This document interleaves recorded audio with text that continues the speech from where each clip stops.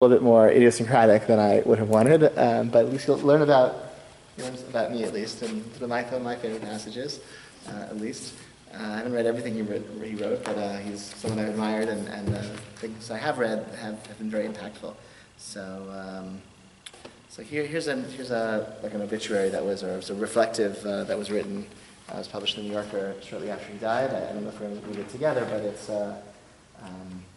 It situates his importance in the life of Israel. I think he kind of presented here as like the last of the old-fashioned liberal Zionists of his generation. He's not the last of his generation, but he certainly was a very prominent voice of a form of Zionism which has really been eclipsed. I think, look at the second paragraph in that article. Today, less than a fifth of the Israeli population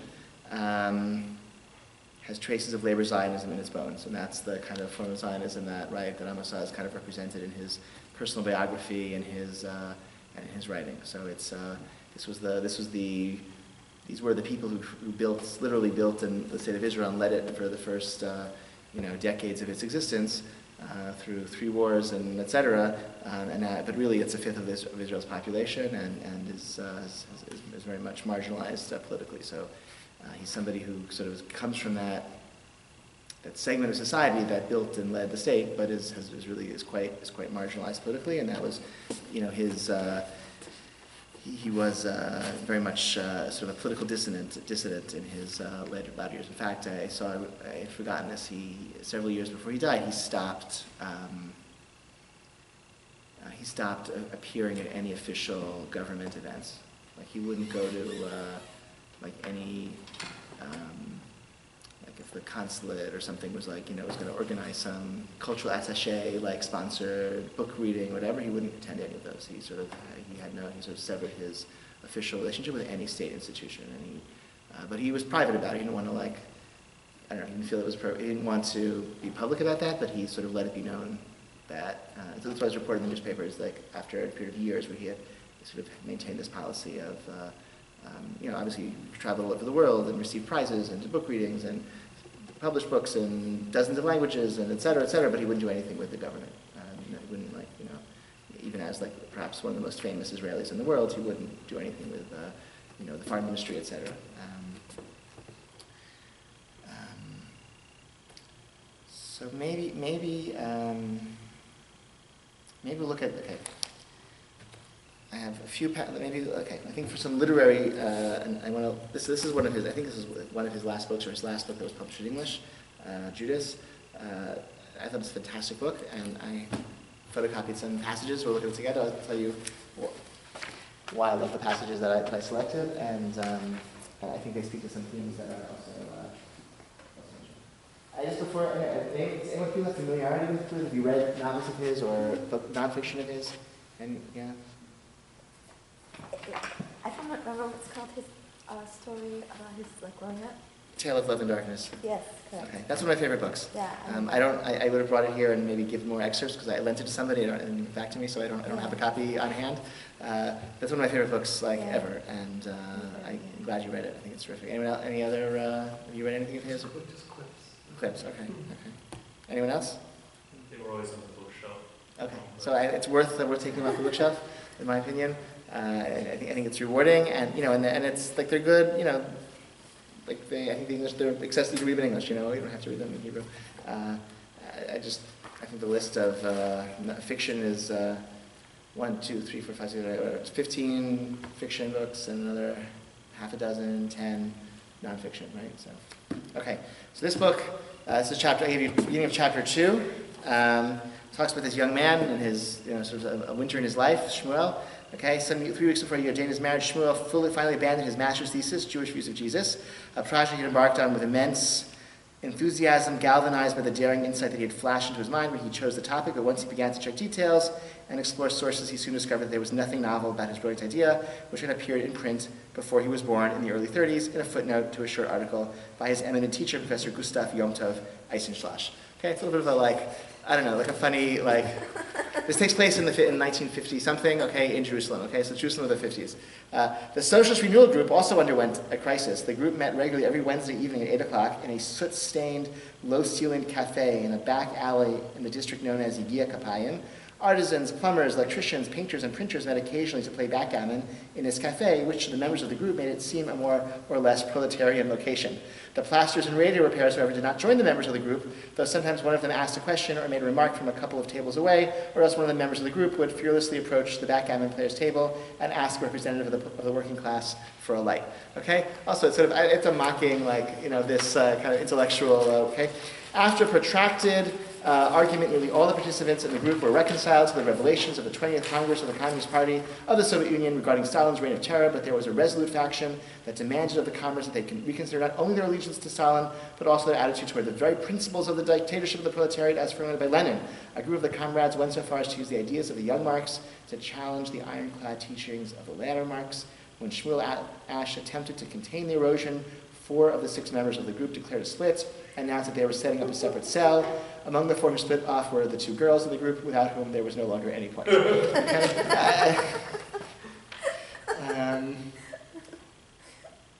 think that's kind of cool. So let's skip a paragraph. Some evenings he would roam the rainy streets like a bewildered bear roused from hibernation. With his lumbering gait, he plowed the streets of the city center, which were almost deserted of human life because of the cold and the wind. Several times after nightfall, he stood stock still in the rain in one of the narrow streets of Nachlat Shiva, staring at the iron gate of the building where Yardena no longer lived. Sometimes his feet led him wandering through the remote wintry parts of the town that he did not know, Nachlaot, Beit Yisrael, Achva, or Musrara, splashing through the puddles and avoiding dustbins overturned by the wind. Once or twice he nearly hit his head, thrust forward like a charging bull's against the concrete wall that divided Israeli from Jordanian Jerusalem. He paused absent-mindedly to peer at bent signs warning him through the coils of rusting barbed wire. Stop! Border ahead! Beware mines! Danger! No man's land! You have been warned! You're about to cross an area exposed to enemy snipers. Shmuel hesitated between these signs as if they were offering him a varied menu from which he had to make a choice.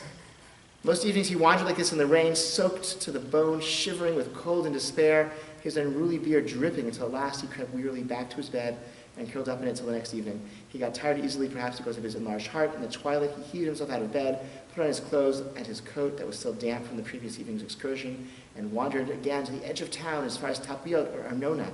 Only when he was stopped by the gate of Kibbutz Ramat Rachel and a suspicious night watchman shone a flash in his face did he turn on his heel and head for home with nervous, hurried steps. Oz grew up in Yerushalayim in the 30s and 40s. This is Yerushalayim of the 50s that he's describing, the divided city. I don't know, for those who've spent time in Yerushalayim, you notice sort of like this sprawling metropolis almost. I mean, it's not compared to a big city, but it's a expanded neighborhoods, and those suburban neighborhoods have been built the last 30 years, and goes out to Tapiot Mizrach and to Gilo and to Piskat Ze'ev, and all these, etc.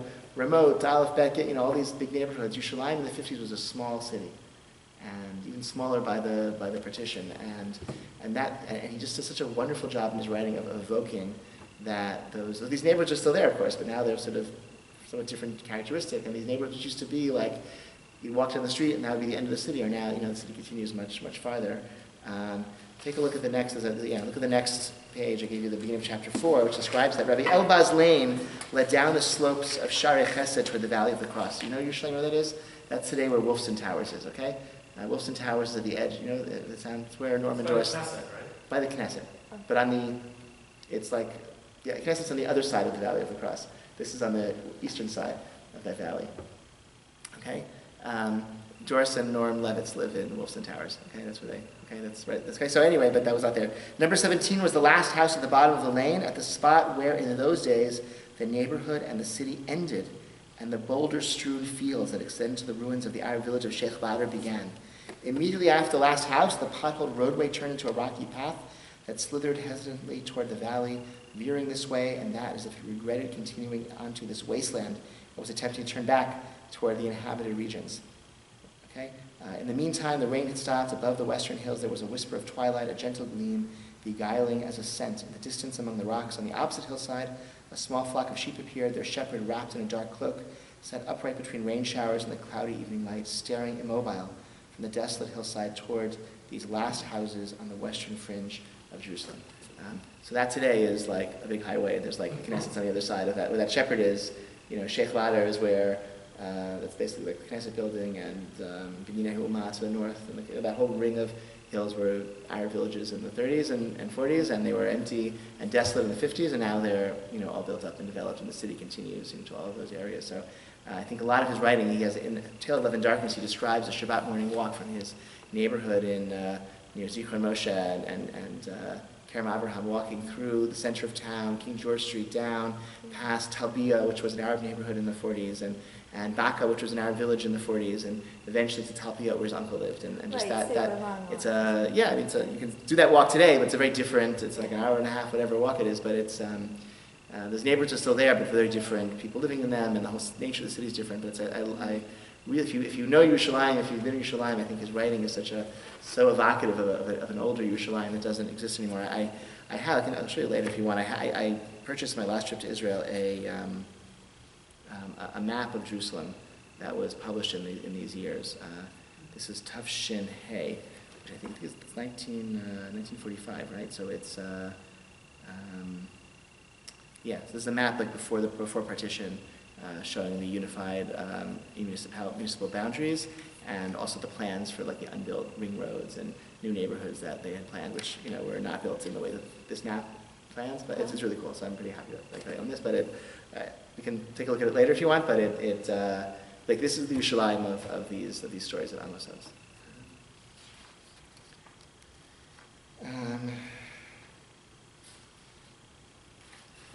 Let's jump now to this. Another source sheet.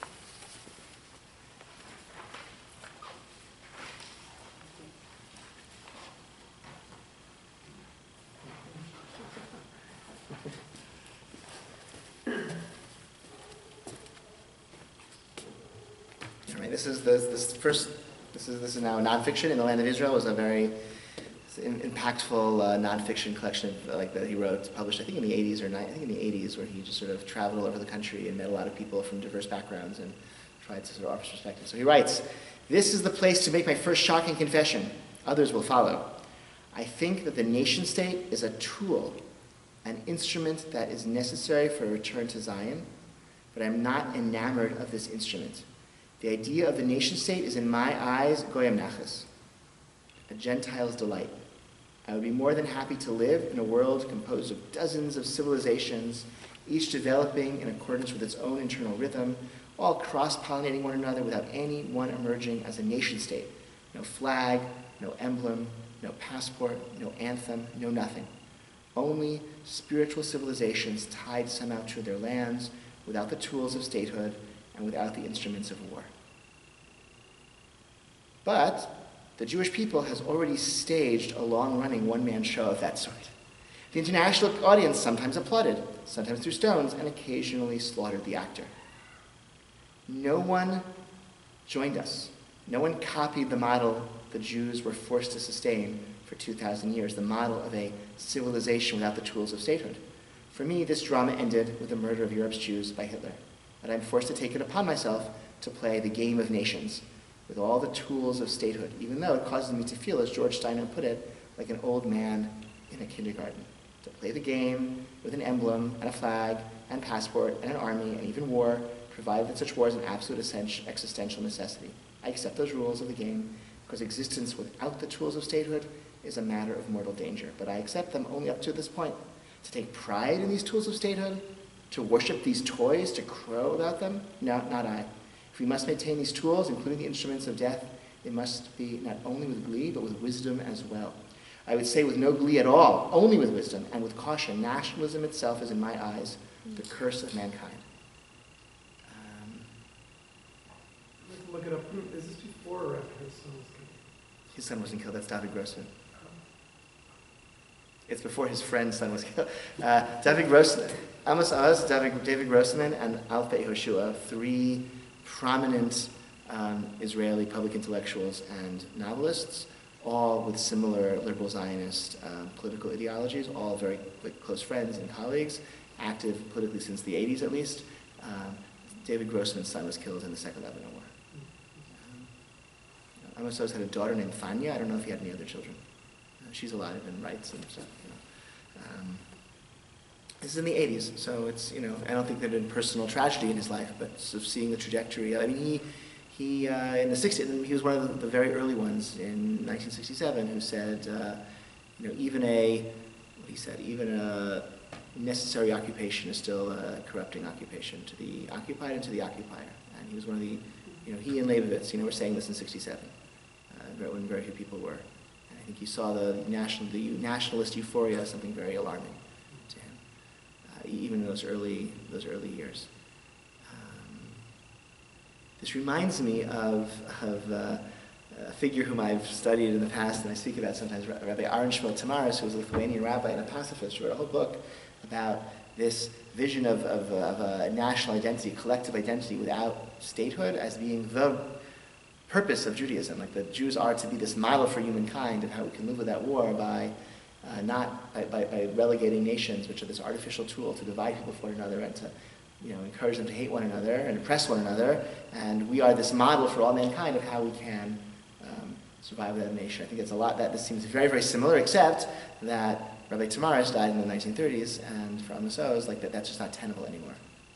And you forget that even within Judaism, we have our factions and we don't coexist. Oh, I mean, even without a nation, you can still hate. That's a good point. You can hate one another even without a nation. That's true. It's just usually less deadly though. Without an armies make it more deadly, but that's a good point. You don't need a nation. That's a good. You can always think of some different. It's like it's funny. True.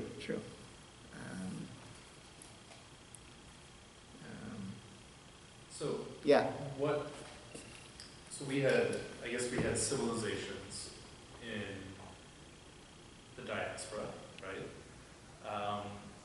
But did we really, if kingdoms we were living in did not exist, if the governments we were living under did not exist, could we really have totally been self-sufficient? So what's he calling for? Well, first of all, one thing I want to. This is. Nation states are, there were no nation states. So that's another piece that I want to sort of, nation states were invented, let's say, whatever, I don't know, this is complicated, but I don't want to be I don't want to be overcomplicated or be oversimplistic, but they're an invention of modernity, okay? In the ancient world, what? Around 100 years ago. Yeah, I was saying, people talk about the long 20th century, the long 19th century, from 1789 to 1918, that's when the idea of the nation state is kind of being percolated. And then after World War I, that's like the great, era of the nation state. And then it's a 100% failure, as proven by World War II. And then the post-war era is the era of nation states with multilateral alliances and connections, which seems to be more sustainable until the last few years when that seems to be collapsing as well. So that's the last 200 years of European Western history on one foot, okay? But in the ancient world, there were no nation states. There were empires and there were city-states, and then there were little kingdoms, but there were no nation states. The idea that we all speak the same language and we all have a common ancestry and we live in the same little area. Languages also weren't. People didn't. There's between a language. Let's say a language is a dialect with an army. Okay, all of these conceptions of the difference between Romanian, Italian, French, we say they're different languages because they have different armies and different governments that say, as opposed to, like the 50 varieties of Chinese, which are all one language because it's all one country. That there's a lot of these things are circular rather than objective, right? So, but the idea that we all have the same government that rules us, and we all live in the same place and have a common ancestry and speak the same language with the same religion, that's our nation. That idea is that's a modern idea that really is that's from the French Revolution, and then really again spreads in the second half of the 19th century and into the 20th century. So that's certainly not something Jews were part of. Jews didn't like that. Nobody had that idea. Jews certainly didn't have that idea either. I think he's going further and saying and Rav Kook says. It'd be interesting to put this in dialogue. The next Rosh Hashanah is going to put this in dialogue with Rav Tamaris and Rav Kook. Rav Kook says that and I think we've seen this in some other class before, it's a very powerful passion of Kook, also in the 1930s, before World War II. He says, we abandoned our life as a nation, as a state, as somewhat politically autonomous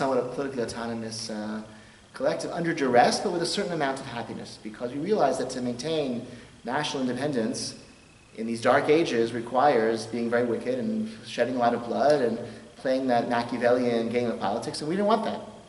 And only now, after World War I, when there's no more wars, is it appropriate for us to go back to Zion and take up the self-government again, because we don't have to fight wars anymore. Yeah. So that's also like a very much so similar to this vision. Like what nations do is something that Jews shouldn't be involved in. Rav Kook is basically endorsing that as well, and so that's why his Zionism is very messianic, because he kind of sees the return of the Jews to Eretz Yisrael as part of this messianic process, and part of that messianic process is there's not going to be any more war. So, again, Rav Kook dies in 1935, right? So around the same time as Rav Tamaris. So none of them have to grapple with some of these these questions that Amos Oz is grappling with, where he's saying, who needs, we have this rich, we survived for thousands of years without a state of our own. What do we need this for? So he says, okay, the answer is we do need this, okay? Like in the aftermath of the 20th century, we do need this. But it's a begrudging, it would have been better, if history had taken a different direction, we would have been much better off without having to have a state of our own. Achad Ha'am, great Zionist, right? Didn't feel it was important for Jews to have a state. Zionism was not about statehood for him, it was about a national cultural center. Let's revive the Hebrew language, let's revive Jewish culture, let's renew Jewish culture, and having a homeland where that can really flourish is going to be really helpful, but there's no need for an army, no need for political independence, no need for Knesset, none of that's interesting or helpful or useful to revive Judaism and the Jewish spirit, right? We need a place where people speak Hebrew and write Hebrew books and kind of refresh, revive Hebrew culture, and that can sustain Jewish life all over the world. You're an army for that. Vienna of the Levant. Vienna of the Levant. I don't know if it has to be Vienna. I don't think for Achad Ha'am. I think it was the Jerusalem of the Jerusalem. It was that Jews all over the world would have our culture. He felt had been kind of withered and was not vital or creative, and so coming back together and reviving a Jewish civilization or culture. But again, that's different from political independence. You don't need political independence to have a large Jewish community living in Eretz Yisrael, speaking Hebrew, producing new ideas in Jewish culture, right? That inspires the rest of the Jewish world. That there's no need for political independence for that. I wouldn't even have political independence in the times of the Bible. That's the other, if you kind of, you realize how much of biblical history and ancient Jewish history we didn't really have, the kingdom, the kingdoms described in the Bible were part of big empires for most of the biblical period also, at least according to the Tanakh doesn't emphasize that, but I think from the perspective of Egypt and Assyria and Babylonia, I don't think they thought we were sort of back and forth between these big empires. Maybe brief periods where one is rising, one is falling, we're in between, and we can pretend to be independent, but we're tiny, tiny, tiny in between these vast empires, sending armies back and forth across Eretz Yisrael. I mean, that's the story of Yoshiyahu. Yoshiyahu made the mistake of thinking he was the king of an independent nation state, right? An independent kingdom, and he could control his own borders. And so the Pharaoh marches across, and Yoshiyahu goes to stop him, and Pharaoh swats him away like a fly. He said, "Mali v'lach melech Yehuda." What do you want from me, king of Judah? I have important things to do right now. I'm on my way marching to Carchemish to fight these Syrians. I'm doing important things now. Go away. And and he just kills it. Rushes him off. His archers shoot arrows at him, and that's the end. That's it. That's the end of Yoshiyahu, our greatest king. It's an afterthought, it's not even a footnote in the history of Egypt, in Pharaoh Necho and his journey. So, right. But he says we do need this, but let's not take pride in it. Let's not, the military parades and that kind of those patriotic feelings. That's silliness. That's going nachas. That's not for us. We have a more mature way of surviving. We have we have an ancient civilization that has survived without this, and these are things that we should all be very begrudging in relation to. It's a challenging idea, right? I know people I think it's, patriotism is a very common emotion, right? So to kind of dismiss it is hard. Any other reactions on this? The first thing. You need the infrastructure. That's the nature of the ASBI yeshivot. Yeah. That basically are the ultimate confirmation that this is necessary.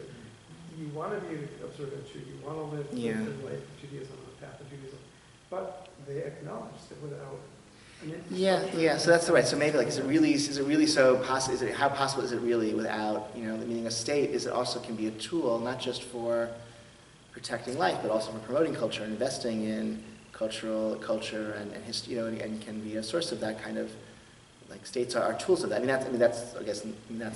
That's one of the things that nationalism does, right? The modern nation state also invested in its own. You go to Hungary, the government has, you go to France. I mean, they police the language, and they have institutions that make sure that you only use French words on your advertising, because it's, that's part of the nation sees its purpose as protecting its own culture. In Israel, you have the Academy for the Hebrew Language, which also is, invested in making sure that Israelis speak Hebrew, and even when they're talking about modern words that were, everyone switching away, whatever, modern inventions, they try to develop Hebrew words for them so that the Hebrew language can continue to grow as society becomes more complex and technology develops. So they're tasked with inventing new Hebrew words. But that's a government-funded body that can control the words that the media uses. Yeah, to enforce that kind of language. Yeah, that's how you create your small little country can. I mean, there are more Hebrew speakers today than there were English speakers in the time of Shakespeare. Wow. Isn't that cool? Okay, I'm just saying. I'm not, okay, that's true. That's true. Okay, let's look at the next verse, okay, on the same packet. This is from his memoirs, Tales of Love and Darkness, which I strongly recommend. Beautiful, beautiful book. This is chapter 51, right, okay. This is when he leaves Jerusalem, he leaves his parents' home, he goes and joins a kibbutz in somewhat of a rebellion against how he was raised amongst more bourgeois, intellectuals, academics, urban, and he goes off and joins the kibbutz. And so, thank you. A year or two later, my class was already sharing night watch duties in Hulda. We had learned to use a gun in our paramilitary training. These were the nights of the Fedayeen and the reprisal raids before the Sinai campaign of 1956. Almost every night, the Fedayeen attacked a moshav, or a kibbutz, or a suburb of a town, blowing up houses with people inside them, shooting or throwing hand grenades through people's windows, and laying landmines behind them. Right? The border was not so secure. These groups would come across the border and cause these attacks. Every 10 days was my turn to keep watch along the perimeter fence of the kibbutz, which was only 73 miles from the Israel-Jordan armistice line at Latrun. Okay, so Latrun, if you know what that is, you're driving. Today, Israeli territory is, vastly, the whole area, but Latrun is the mountain pass going up to Jerusalem. There was a big battle there, which the Israeli forces lost in the War of Independence, and at the time it was Jordanian. He's writing this. Today there's a tank army base or something there in a museum or something. That's where Mossad takes everyone.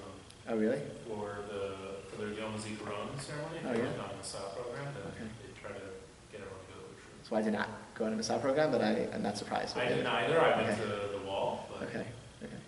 a lot of people. No, it's a big that was a very bloody battle. That was a significant loss, in that war. Every hour I would sneak into the empty clubhouse against regulations to listen to the news on the radio. The self-righteous, heroic rhetoric of a beleaguered society dominated those broadcasts as it dominated our kibbutz education. Nobody used the word Palestinians in those days. They were called terrorists, Fedayeen, the enemy, or Arab refugees, hungry for revenge. One winter evening, I happened to be on night duty with Ephraim of Mary. We were wearing boots, tattered army fatigues, and prickly woolen hats. We were tramping through the mud along the fence behind the storehouses and cowsheds. A stench of fermenting orange oils that were used for making silage mingled with other agricultural smells: compost, rotting straw, warm steam from the sheep's sheds, feather dust from the chicken coops. I asked Ephraim if he had ever, in the War of Independence or during the Troubles in the 1930s, shot and killed one of those murderers. I could not see Ephraim's face in the dark, but there was a certain subversive irony, a strange, sarcastic sadness in his voice as he replied, after a short, pensive silence, "Murderers? What do you expect from them? From their point of view, we are aliens from outer space who have landed or trespassed on their land, gradually taken over parts of it, and while we promise them that we've come here to lavish all sorts of goodies on them, cure them of ringworm and trachoma, free them from backwardness, ignorance, and feudal oppression, we've craftily grabbed more and more of their land. But what do you think? That they should thank us? They should respectfully hand over the keys to the whole land just because our ancestors lived here once? Is it any wonder they've taken up arms against us? And now that we've inflicted a crushing defeat on them and hundreds of thousands of them are living in refugee camps, what do you expect them to celebrate with us and wish us good luck?" I was shocked. Even though I had come a long way from the rhetoric of Cherut and the Klausner family, I was still a conformist product of a Zionist upbringing. Ephraim's nocturnal words startled and even enraged me. In those days, this kind of thinking was seen as treachery. I was so stunned that I asked him sarcastically, "In that case, what are you doing here with your gun? Why don't you emigrate or take your gun and go and fight on their side?" I could hear his sad smile in the dark. Their side? But their side doesn't want me. Nowhere in the world wants me. Nobody in the world wants me. That's the whole point. It seems there are too many of my kind in every country. That's the only reason I'm here. That's the only reason I'm carrying a gun. So they won't kick me out here the way they kick me out of everywhere else. But you won't find me using the word murderers about Arabs who've lost their villages. At least not easily. About Nazis, yes. About Stalin also. And about whoever steals other people's land. Doesn't it follow from what you're saying that we have also stolen other people's land? But didn't we live here 2,000 years ago? Weren't we driven out of here by force? It's like this, said Ephraim. It's really very simple. Where is the Jewish people's land, if not here? Under the sea, or on the moon? Or is the Jewish people the only people in the world that doesn't deserve to have a little homeland of its own? And what about what we've taken from them? Well, maybe you happen to have forgotten that in 48 they had a go at killing us. Then in 48 there was a terrible war, and they themselves made it a simple question, either them or us. And we won and took it from them. It's nothing to boast about. But if they'd beaten us in 48, there would have been even less to boast about. They wouldn't have left a single Jew alive. And it's true, there isn't a single Jew living in the whole of their sector today. But that's the whole point. It's because we took what we did from them in 48 that we have what we have now. And because we have something now, we mustn't take anything else from them. That's it. And that's the difference between me and your Mr. Begin.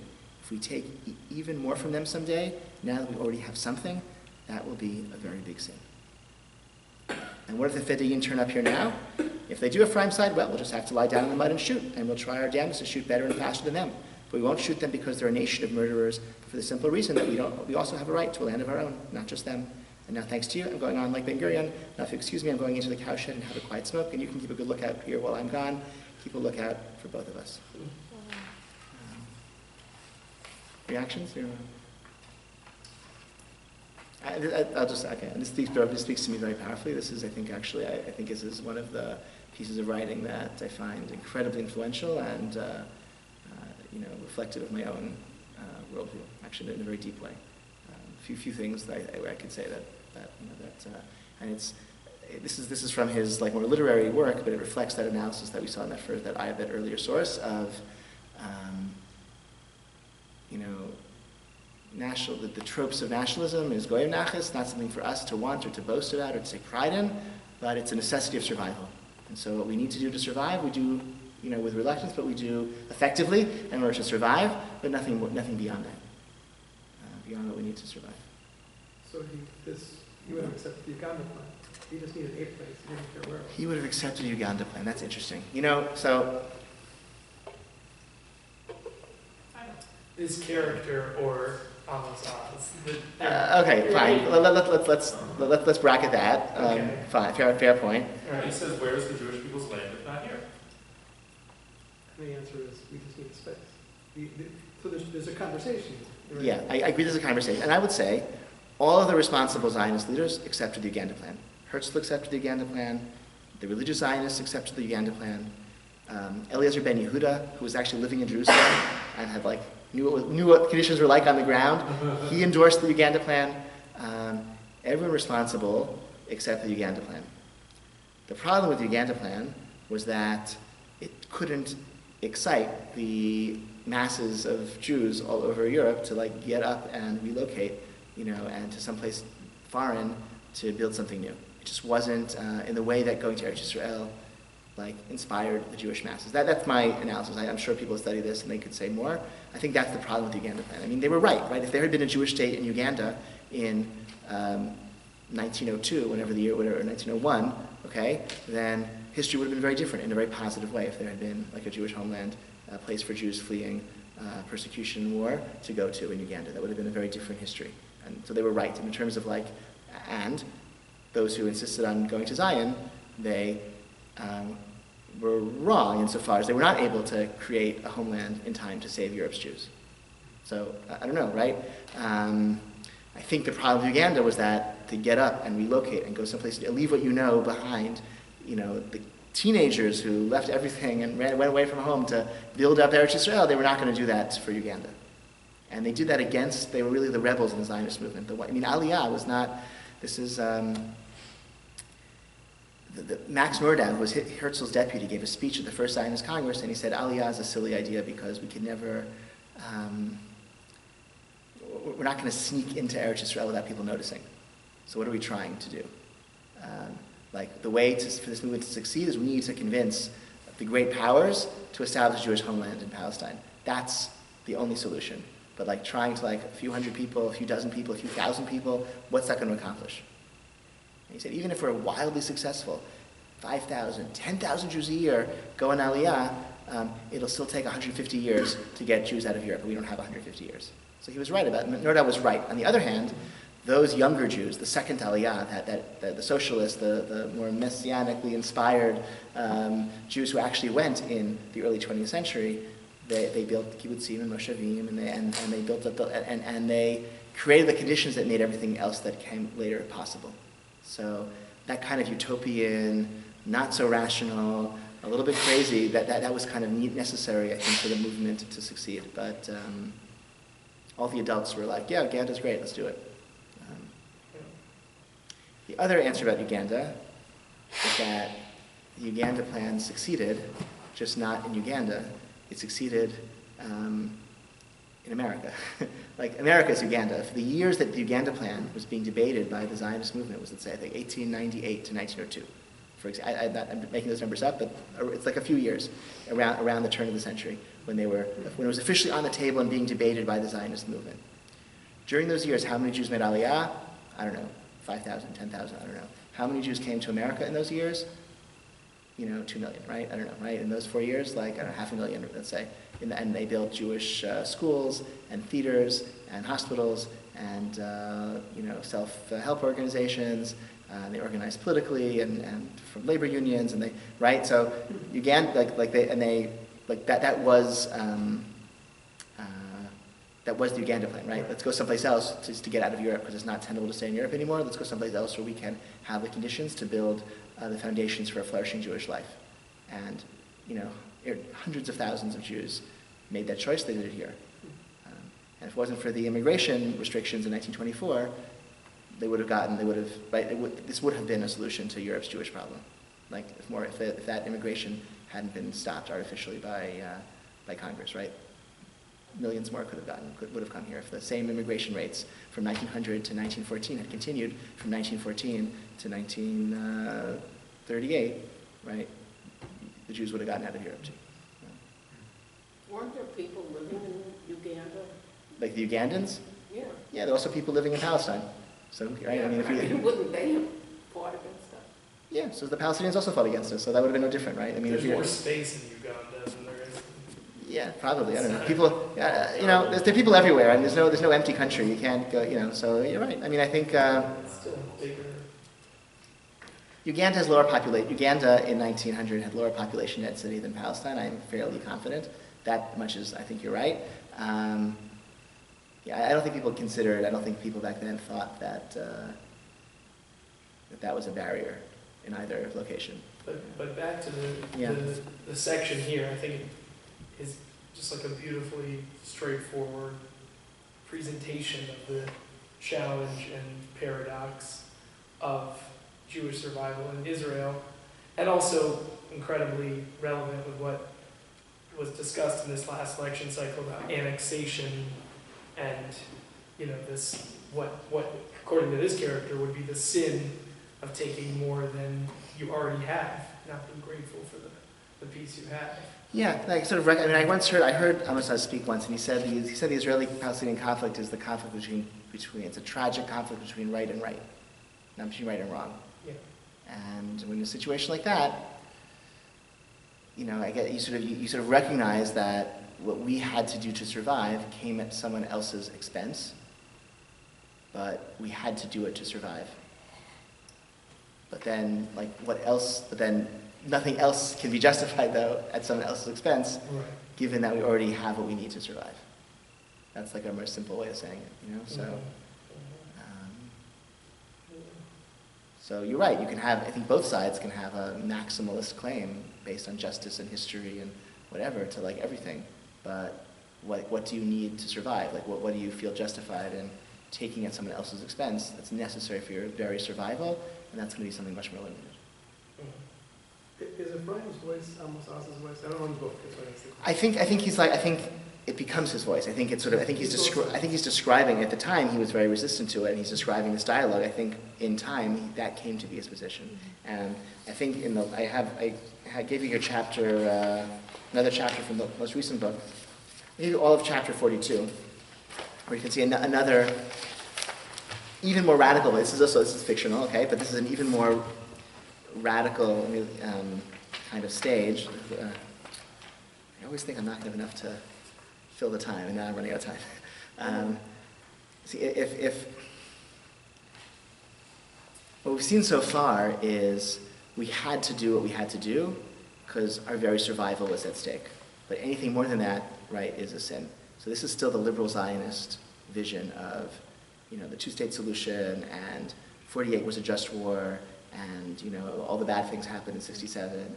And when Israel was young and slim, it was more virtuous, and like that. That's that liberal Zionism that he really embodied, and that in this most recent book, he has a character who really problematizes that liberal Zionist vision, which I think maybe is reflecting like kind of a more like even a further reassessment of the past. And so here's the chapter 42. Okay.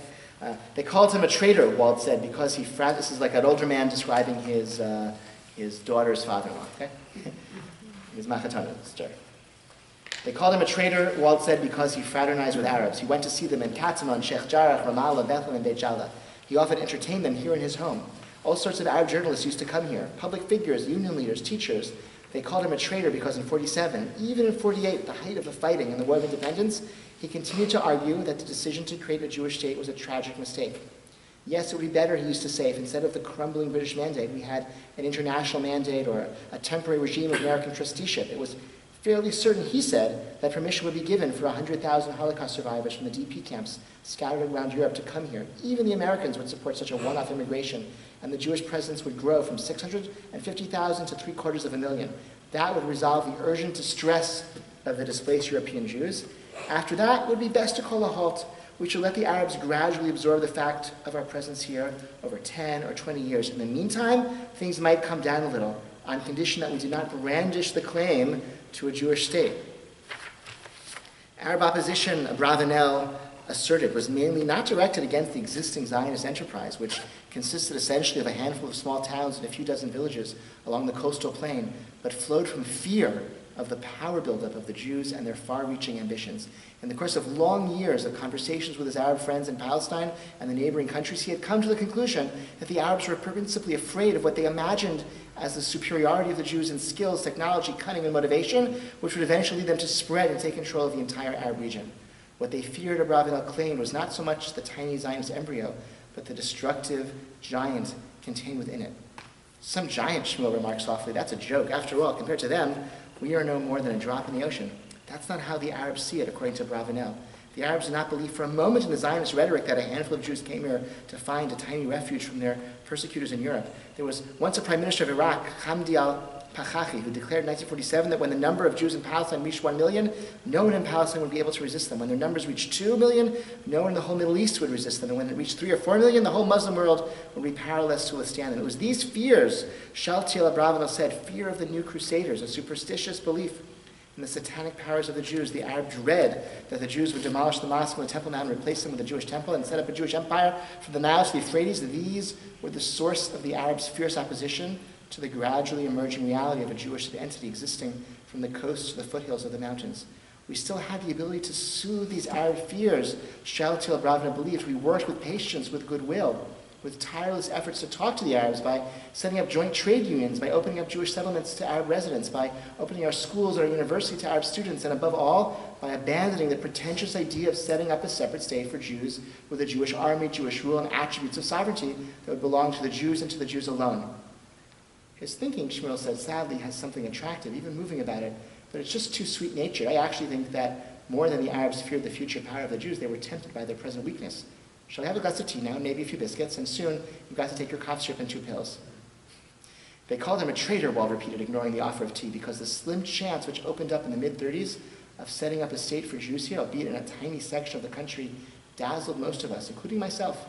Abravanel, for his part, did not believe in any state, not even a binational one, or a state shared by Jews and Arabs. The very idea of a world divided into hundreds of states with border crossings, barbed wire fences, passports, flags, armies, and separate currencies seemed to him like an archaic, primitive, murderous delusion, an anachronistic idea that would soon disappear. He would say to me, "Why is he to rush to set up another Lilliputian statelet here with blood and fire at the cost of perpetual war, when soon all states are going to vanish to be replaced by various communities speaking different languages, living side by side with each other, among each other, without the lethal toys of sovereignty, armies, border crossing, and all sorts of deadly weaponry?" Did he try to win converts to his ideas on the leadership in the press, in the wider public? He tried in little circles, both among Arabs and among Jews. At least twice a month he would travel to Ramallah and Bethlehem, to Jaffa, Haifa, to Beirut. He took part in private meetings in Rehavia, in the salons of immigrant scholars from Germany. Yes, it would be better for us not to try to set up either an Arab state or a Jewish state, he argued. Let us live here next to each other and among each other, Jews and Arabs, Christians and Muslims, Jews, Circassians, Greeks and Latins and Armenians, a group of neighboring communities not divided by any barriers. Maybe the Arab fear of what appeared to them as an ambitious Zionist scheme to Judaize the whole land would gradually be dispelled. In our schools, the children would learn Arabic, in their schools they would learn Hebrew, or better still, he said, let's develop joint schools. 30 years of British troublemaking based on the principle of divide and rule would finally come to an end, and in this way, not a single day or a single year, the first shoots of trust, even personal friendship between Jews and Arabs might sprout, and in fact, shoots like this existed under British rule in Haifa, Jerusalem, Tiberias, Jaffa, and other places. Many Jews and Arabs were linked by ties of business and were often invited into each other's homes, like Abravanel and his friends. Surely there was so much that these two people share, etc., etc. Okay, I'm not going to read the whole thing.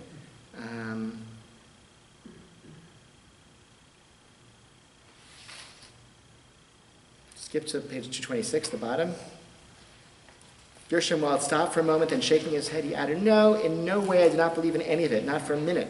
I even made fun of him. It did not occur to me for a second that Ben-Gurion ever aspired to dominate the Arabs. Shaltiel lived in a Manichaean world. He had set up a sort of utopian paradise and portrayed the opposite as hell. Meanwhile, they had started calling him a traitor. They said he had sold himself to the Arabs for a lot of money. They said he was the bastard son of an Arab. Hebrew newspapers mockingly called him the Muezzin or Sheikh Abravanel or the Sword of Islam. How about you?" Shmuel asked, so overwhelmed that he forgot to feed the goldfish or to give the old man his evening pills. "Didn't you quarrel with him?" "Me?" Gershom Wald said. "I was powerless. At one time I used to argue with him passionately until the night of April 2nd. That night, all the arguments between us died once and for all. The disaster stifled our arguments. In any case, by that time, his ideas did not have a chance in this country. We could all see plainly that the Arabs would not tolerate our presence here, even if we abandoned the idea of setting up a Jewish state. It was as clear as day, even to the moderates among us, that the Arab position did not leave room for the tiniest shadow of compromise. And I was already a dead man." April 2nd is the death of Shaltiel, Abravanel's son, in the war. So that's the context of this conversation. This is years later, 10 years later, a decade later. Shmuel Ash is living in this guy's house and is hearing the story. So it's a very different vision, right? Than he's questioning even that foundation of this necessary step of statehood. He's saying, well, maybe at least this character who's presented as a failed utopian, but through his after posthumously lives on through, and his ideas are expressed by these other protagonists, is sort of advocating for the idea of, like, what do we need this for? Was it worth it? Like the death of his son, of these so many others, this, generations of warfare, is it really worth it? Like, could there have been another path that we didn't take of avoiding independence and going on a more gradual path to living in peace with the population here? And so it's not, the view isn't endorsed, but but it's given a voice in a way that wasn't there in the earlier books. And the other subplot of the book, of course, is this guy Shmuel is writing a Jewish biography of Jesus. So that's also so he's like this other the road not taken, this sort of utopian visionary who called for peace and was rejected by his own people and misunderstood, et cetera, et cetera. Like that. That's I think that's sort of like the other element in this novel, like this his great Jewish biography of Jesus as this other. So. I think it's time for Mincha. Thanks for coming, guys. And I think I would encourage you to read more, read these books in full, read essays, etc. I think you'll find them rewarding. And if you do, I'd love to hear what you think.